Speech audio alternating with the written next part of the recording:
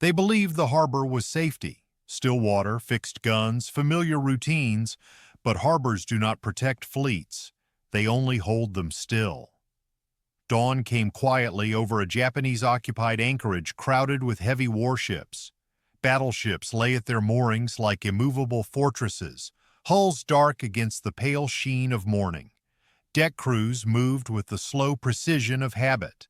Lines checked, lookout calls exchanged, boots ringing on metal that felt eternal. In the logic of yesterday's naval war, a fleet at anchor was a fleet awaiting orders, not a fleet awaiting execution. Above them, the idea of aircraft belonged to patrol schedules and paperwork. Men expected the distant drone of friendly engines, the ordinary rhythm of watches. They did not expect the sky to arrive as a weapon. The first explosion did not announce itself with warnings or declarations. It arrived as a sudden, unnatural force. Water thrown upward, steel shuddering, the air snapping with pressure.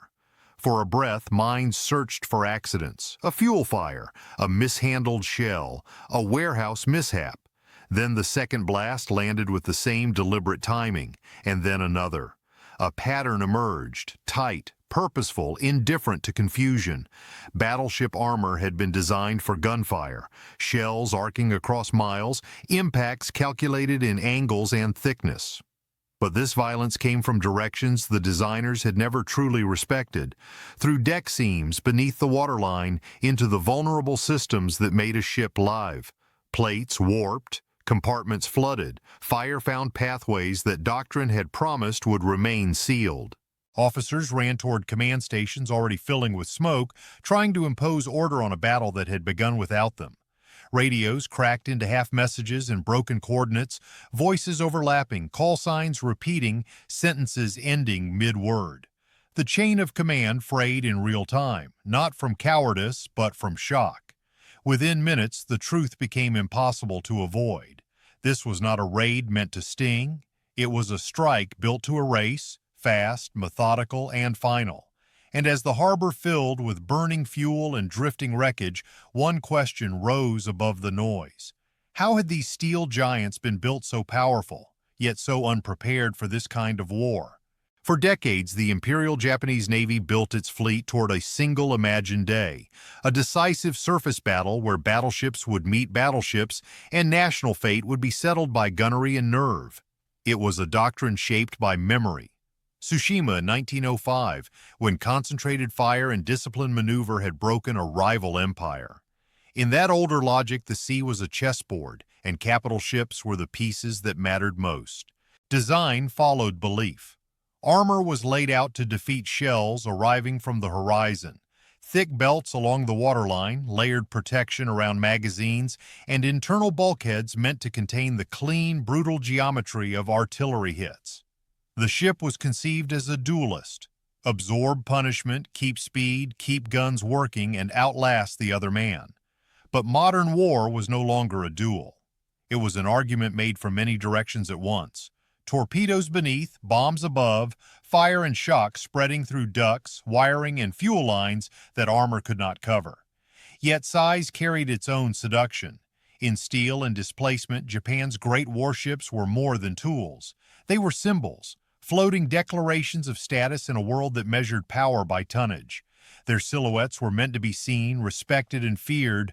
Pride became part of the construction plan, and with pride came a quiet assumption that such giants could endure anything simply by being giants. Damage control doctrine reflected the same era. Plans were written around shell hits and flooding in predictable compartments, as if the ship's wounds would arrive one at a time and in recognizable places. But bomb fragments, aviation fuel fires, and underwater blasts did not behave like gunnery. They created cascading failures, loss of power, loss of communications, loss of pumps, turning small breaches into irreversible disasters. Training reinforced endurance above adaptation. Sailors learned discipline, courage, and sacrifice, virtues that mattered, but virtues are not engineering. A crew can fight with honor and still be trapped by design assumptions made years before.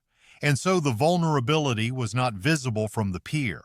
It was hidden inside the very logic of the ships, beneath the armor, beneath the pride, beneath the belief that the next war would resemble the last. But somewhere across the ocean, American planners were already building a different kind of solution. In the American view of naval war, ships were not sacred objects. They were instruments, expensive, powerful, and ultimately replaceable. A battleship could be admired for its engineering, but it was still a machine that floated because calculations said it would. And if calculations said it could be stopped, then the problem was simply to find the fastest way to stop it. By this stage of the war, U.S. intelligence had learned to see patterns in Japanese behavior. When fleets concentrated, when they scattered, when fuel shortages forced caution, when air cover thinned. Reconnaissance and intercepted signals did not have to be perfect. They only had to be sufficient. Somewhere, a harbor existed where too much value sat too close together, where a single strike could achieve what weeks of surface fighting might not. In war, opportunity is rarely fair. It is merely available. Planning turned that availability into an equation. Timing mattered as much as courage. Attack windows were drawn around daylight, cloud cover, pilot navigation, and expected readiness levels.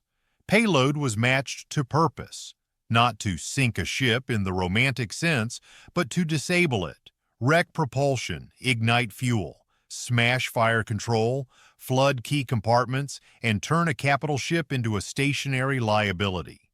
The objective was not spectacle, it was removal. Weapons were selected to defeat armor indirectly. If a belt could not be penetrated, then the answer was to strike where armor did not exist, through decks, through seams, through the geometry of a harbor that limited evasive movement. It was the logic of modern combined attack. Torpedoes to open the body, bombs to break the spine, fire to finish what shock began. Pilots were trained accordingly. They were not told to hit the battleship.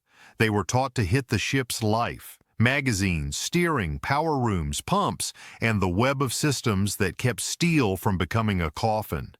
Accuracy became a form of strategy. A single well-placed weapon could accomplish more than a dozen heroic near misses, and so success was measured without poetry.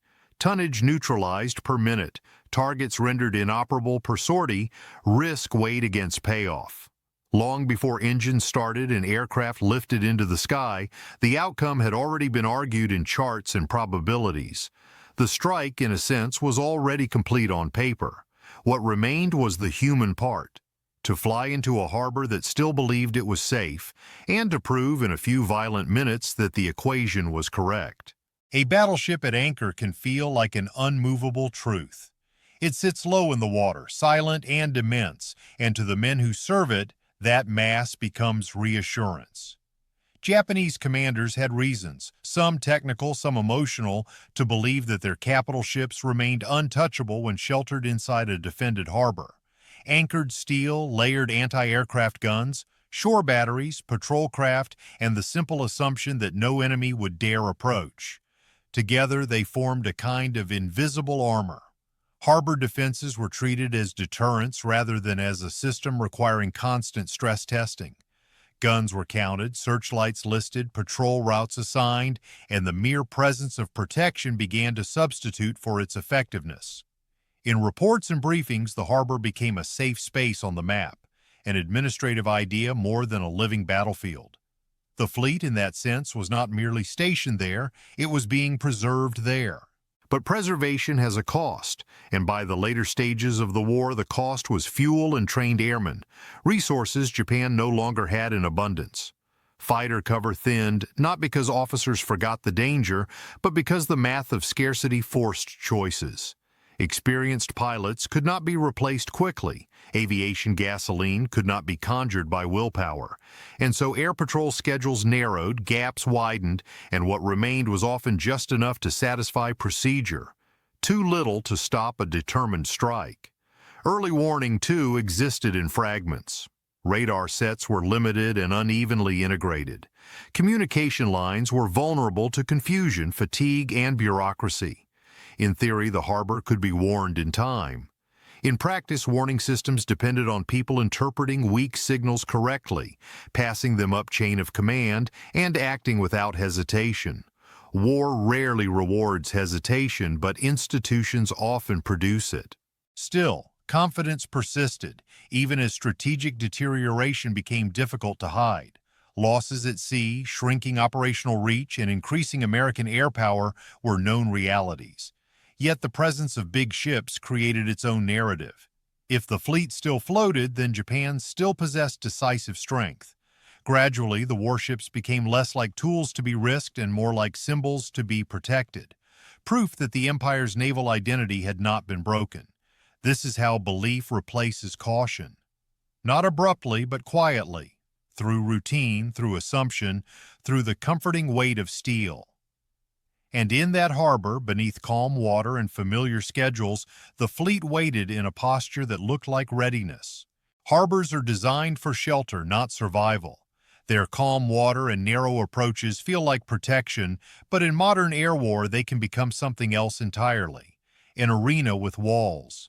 The same geography that once promised safety began, under attack, to reveal its darker function. Confinement. At sea, even a battleship possesses a form of defense that cannot be forged in steel. Maneuver. Speed and turning room allow a captain to throw off a torpedo's solution, to comb the tracks, to present stronger armor angles, to keep vital systems out of predictable alignment. But anchored ships surrender that advantage by choice. They sit fixed in the water, bound to mooring lines and shallow channels, unable to run, unable to dodge, unable to turn their strength into motion. When the first weapons fell, the fleet discovered that immobility is not neutrality.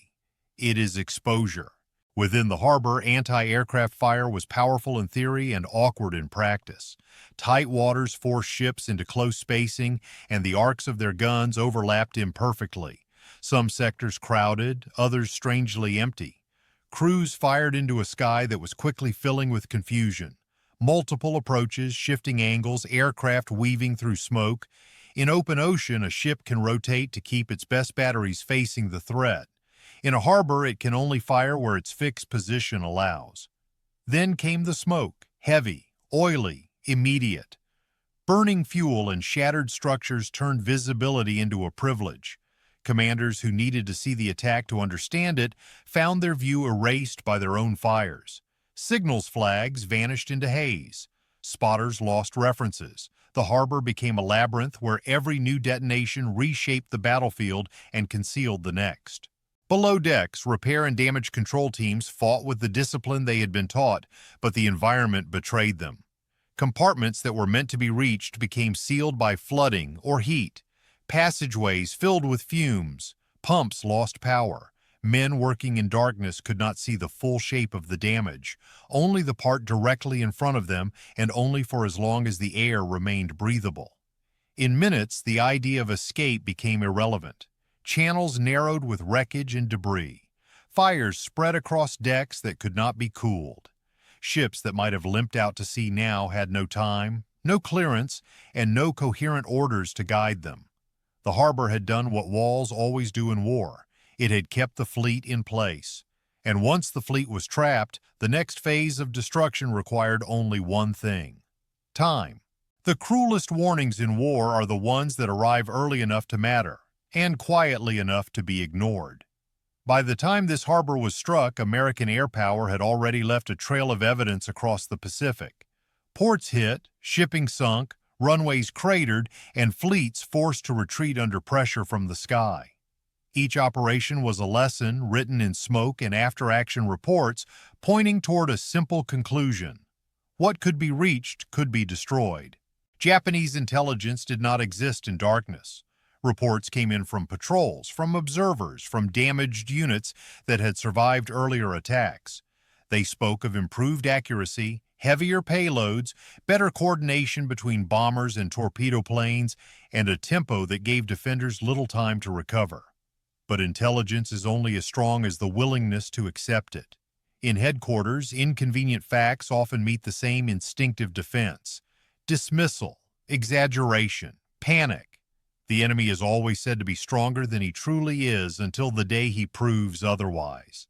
Dispersing capital ships was discussed, but hesitation prevailed. To scatter a fleet is to admit vulnerability. It is to acknowledge that concentration is no longer strength, but risk. And for a Navy that had once measured its identity in the massed presence of battleships, dispersal felt like surrendering the very idea of command. Anchored together, the ships still looked like a fleet. Separated, they would look like survivors. Political symbolism tightened the problem. These vessels were not merely weapons. They were national statements, proof to allies, enemies, and domestic audiences that Japan's sea power remained intact. Moving them away, hiding them, or breaking them into smaller groups carried a psychological cost that seemed, on paper, worse than the operational risk. The war was being fought not only against the United States, but against fear of acknowledging decline. And so time became the most critical missing resource, not because clocks stopped, but because decisions did.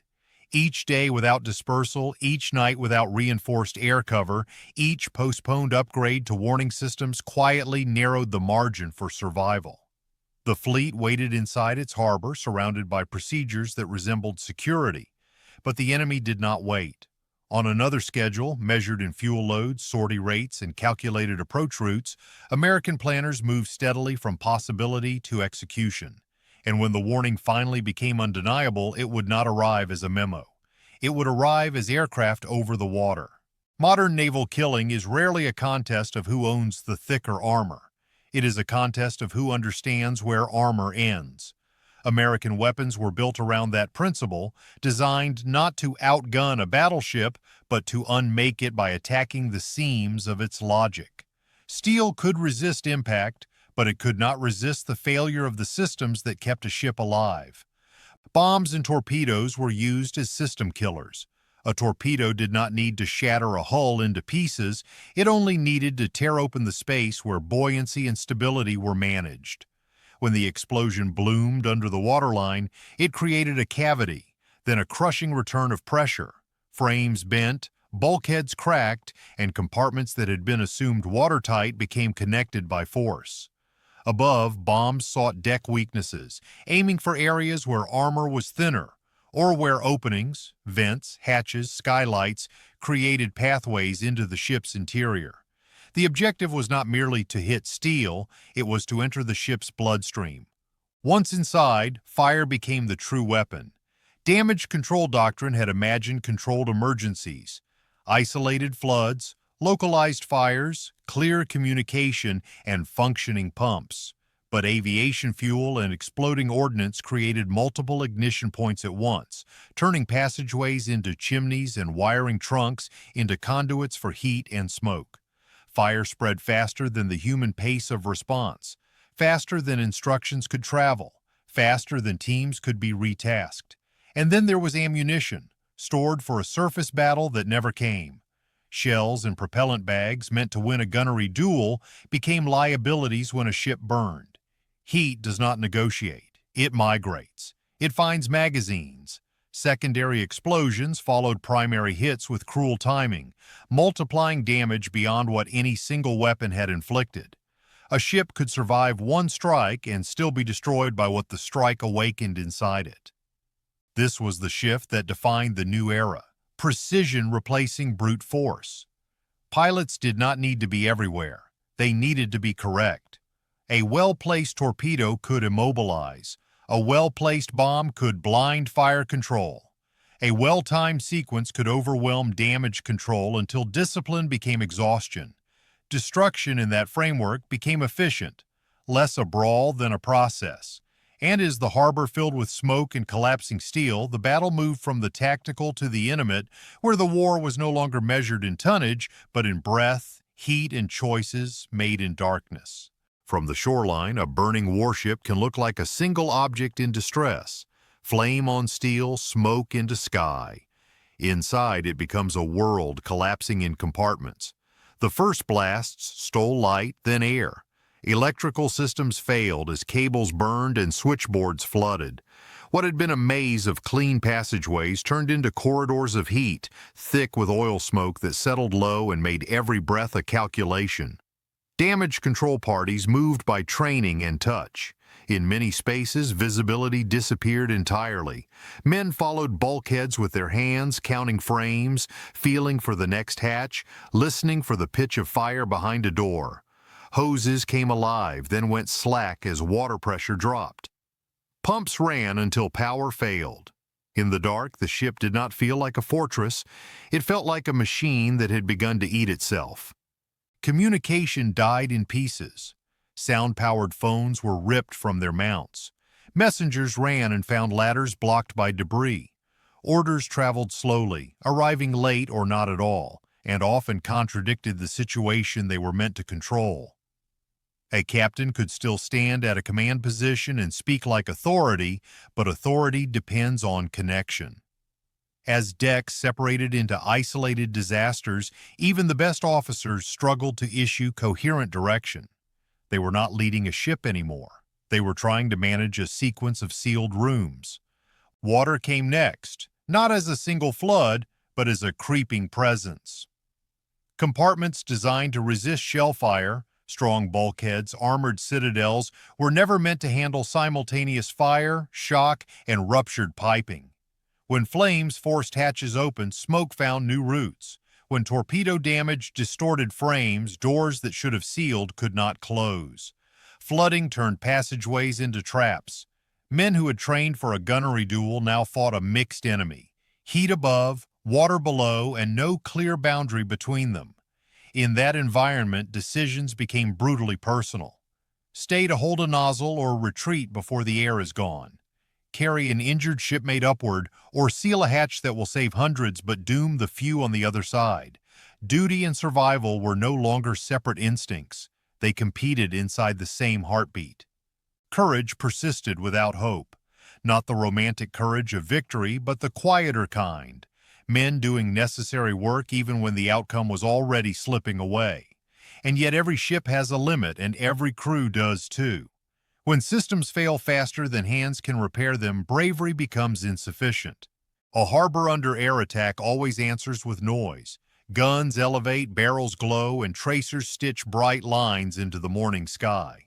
For a moment it can look like resistance, like a defended fleet refusing to be helpless.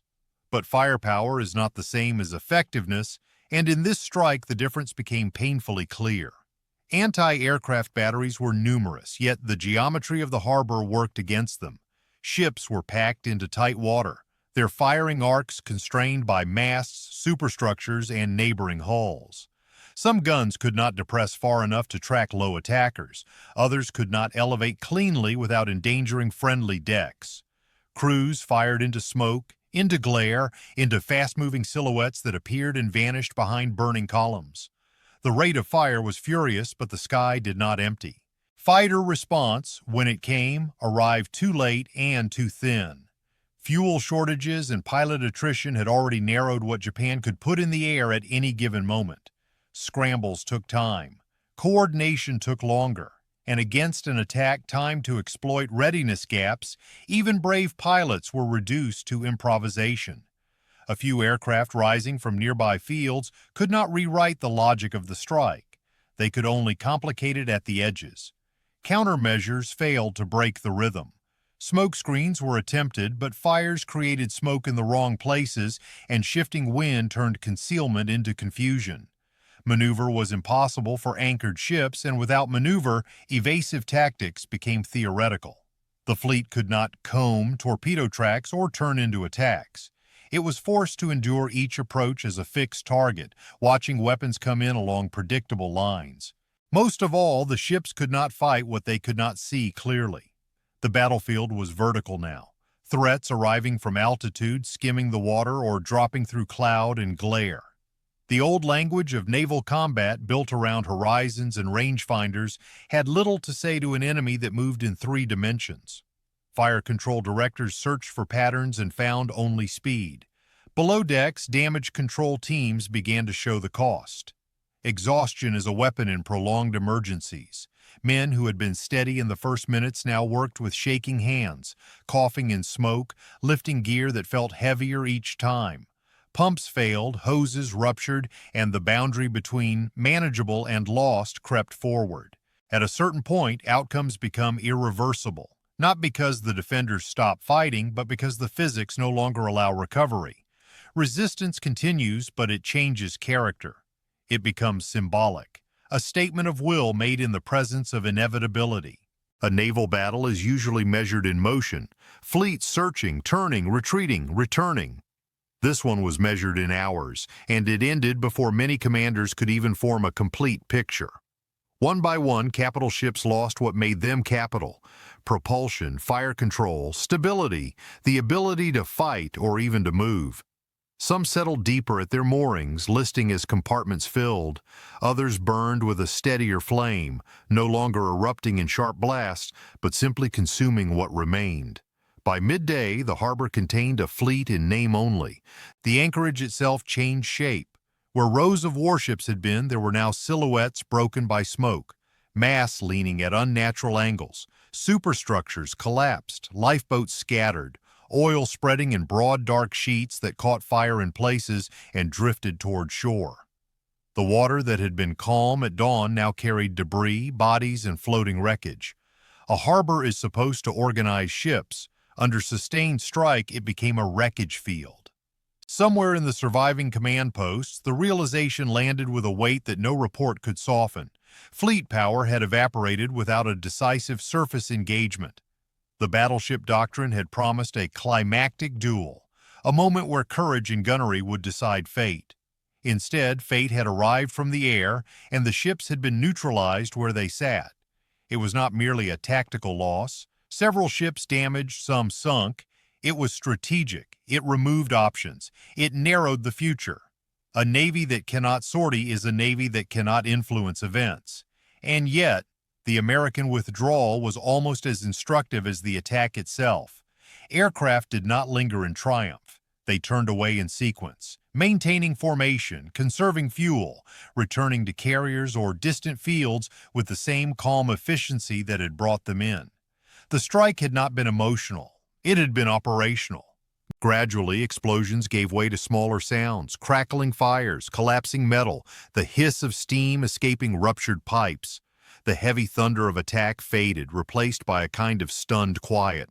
The silence that follows when people realize the crisis is no longer preventable, only survivable.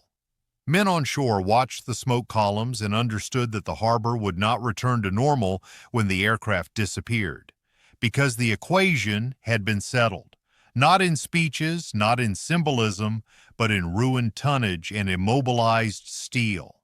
And now Japan faced the next, harder question. What does a fleet become after it has lost its purpose? When the aircraft were gone, the survivors were left with something more difficult than battle: accounting. Men stood on scorched decks and along the seawall, staring at ships that still wore their names and flags, but no longer possessed their function. A battleship does not have to sink to be defeated. It only has to be made irrelevant. In the smoke and drifting oil, that distinction became painfully visible.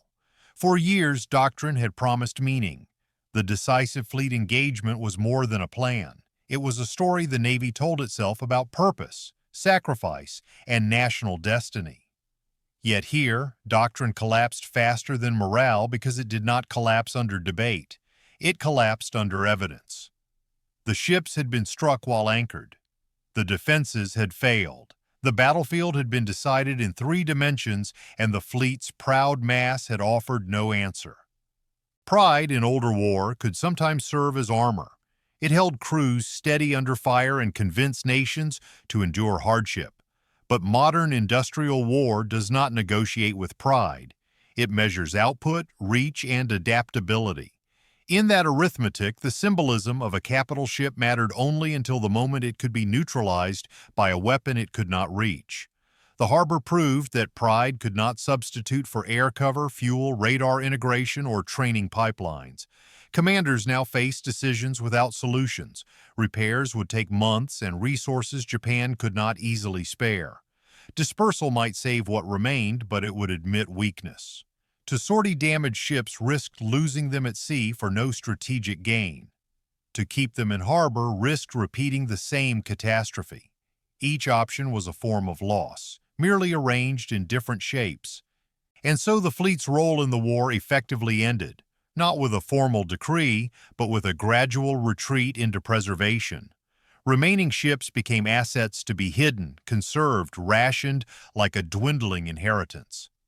The Navy that had once imagined victory through decisive confrontation now found itself avoiding confrontation altogether. Courage received no reward in this transformation. Sailors had fought fires, carried wounded, stayed at their stations under impossible conditions. Their discipline had been real. But discipline cannot reverse a technological shift that has already occurred. It cannot turn back time to the era when armor and guns decided outcomes.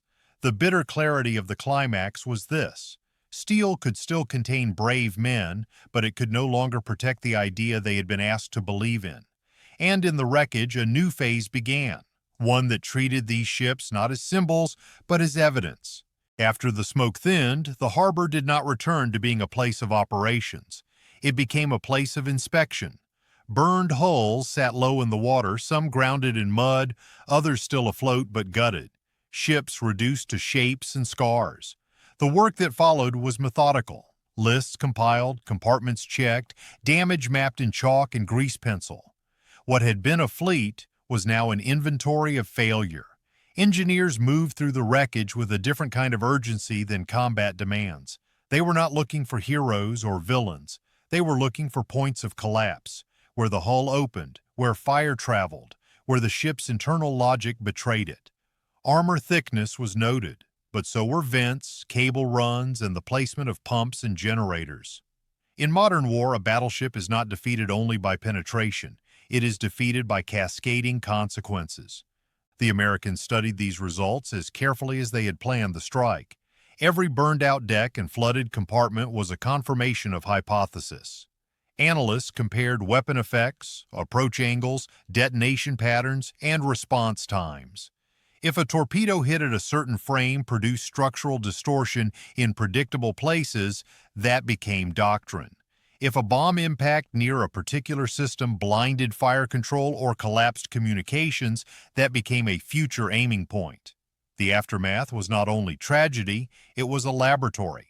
Japan, meanwhile, faced a harsh constraint that no amount of bravery could undo. Rebuilding was not simply a matter of will. Dockyard capacity, steel supply, skilled labor, and, above all, time were shrinking assets.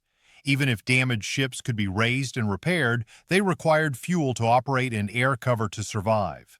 A ship restored without the ecosystem that protected it was only a target returned to the water. And losses could not be hidden.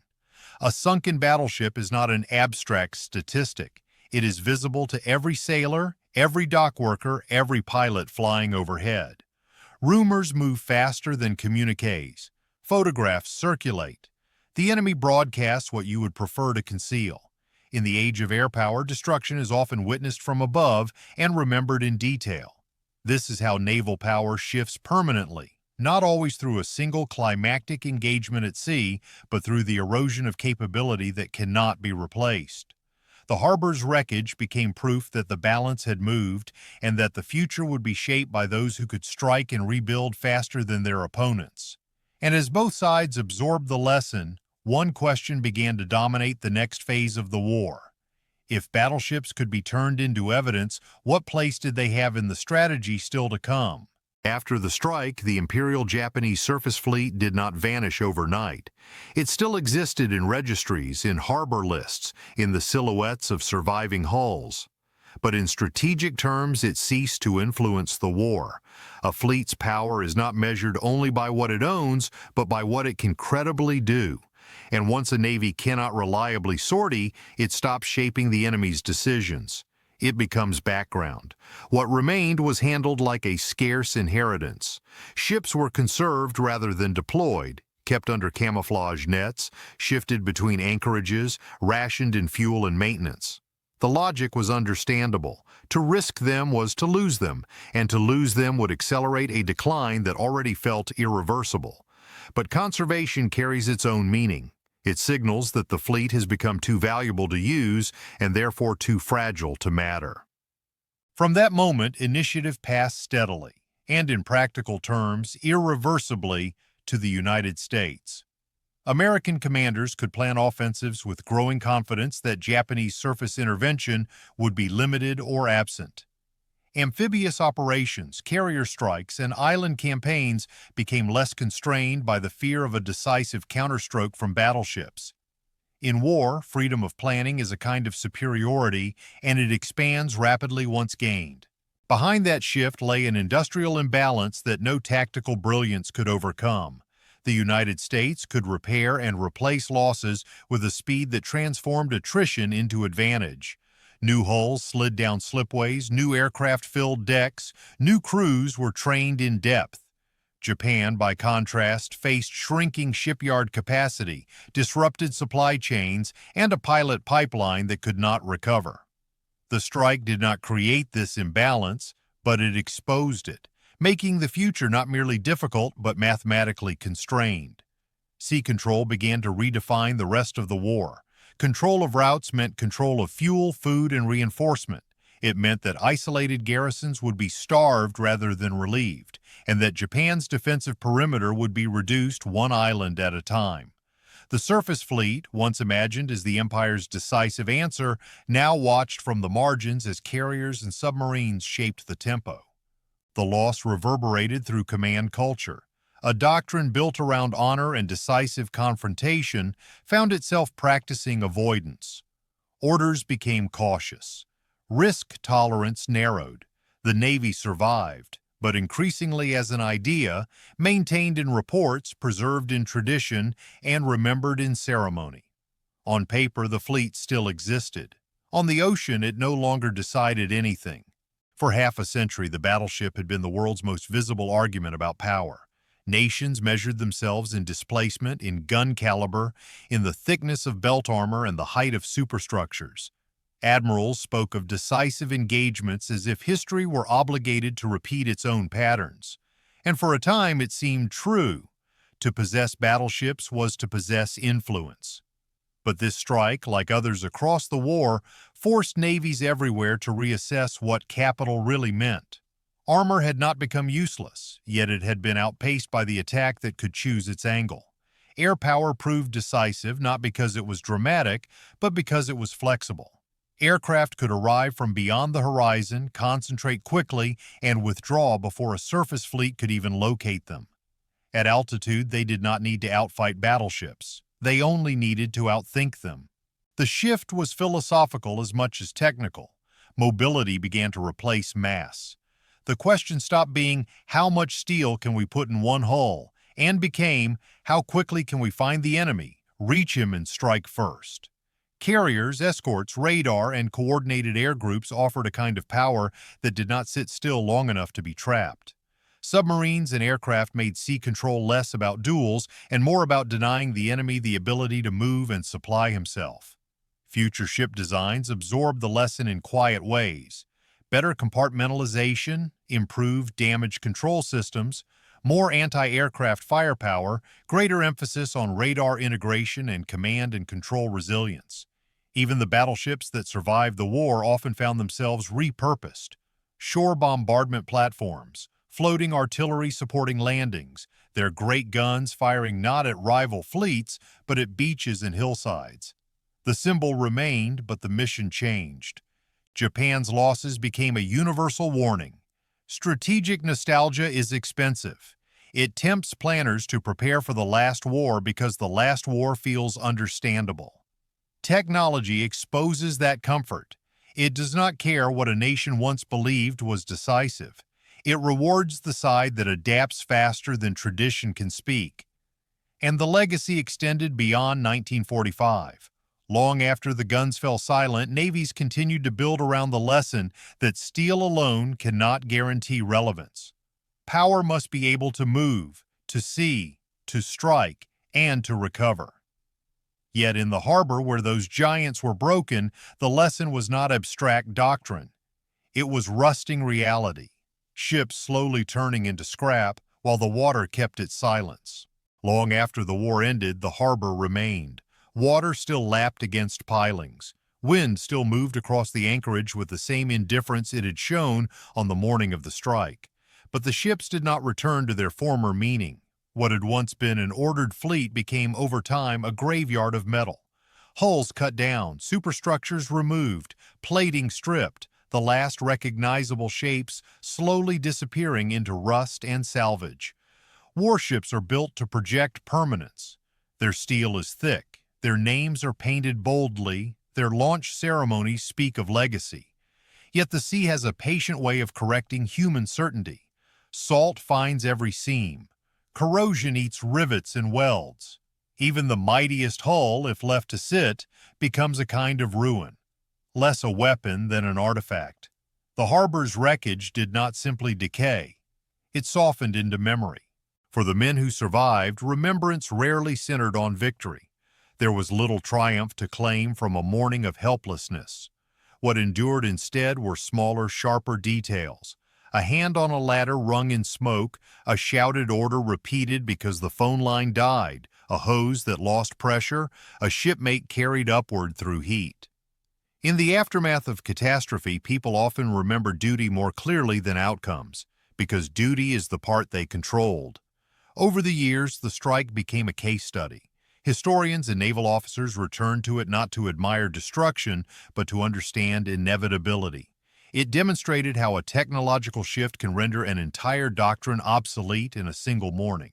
It showed that concentration can become vulnerability and that symbols, no matter how powerful, cannot substitute for readiness.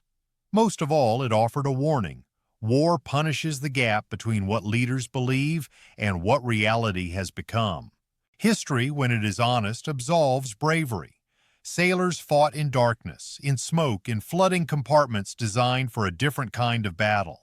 They did not choose the assumptions that shaped their ships, or the shortages that thinned their air cover, or the hesitation that kept them anchored. Their courage was real, and it deserves to be recorded without irony. But history also condemns preparation when it is built for the wrong war. It condemns comfort disguised as doctrine. It condemns pride when pride delays adaptation. They built warships to win a war. One strike turned them into scrap.